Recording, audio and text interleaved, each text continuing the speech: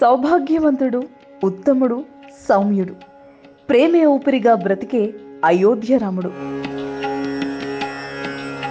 ఆకాశమంతా ఇంద్రధనస్సులా ఎదురు చూస్తోంది ఆ అయోధ్య రాముడి గురించి, ఆ అయోధ్య రామమందిరం గురించి. ఆయన వనవాసంలో ఉన్న విశ్వాసంగా బ్రతికిన వ్యక్తి.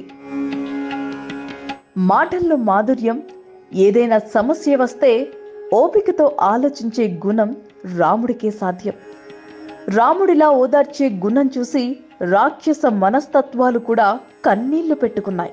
మనిషి బ్రతకాలంటే వజ్ర వైడూర్యాలతోనే బ్రతుకుతాడా అంటే ఉత్తమ గుణాలతో కూడా బ్రతకవచ్చు అంటూ అయోధ్య రాముడే దీనికి సమాధానం.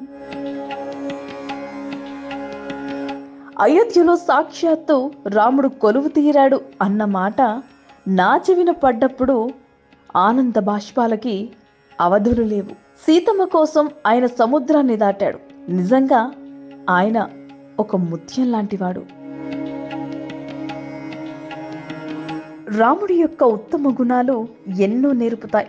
అన్నదమ్ముల వలె కలిసి ఉండాలని, సమస్యలు వస్తే వెనకడుగు వెయ్యకుండా ఎదురుండి నిలబడాలని మనకు ధైర్యాన్ని నింపుతాయి.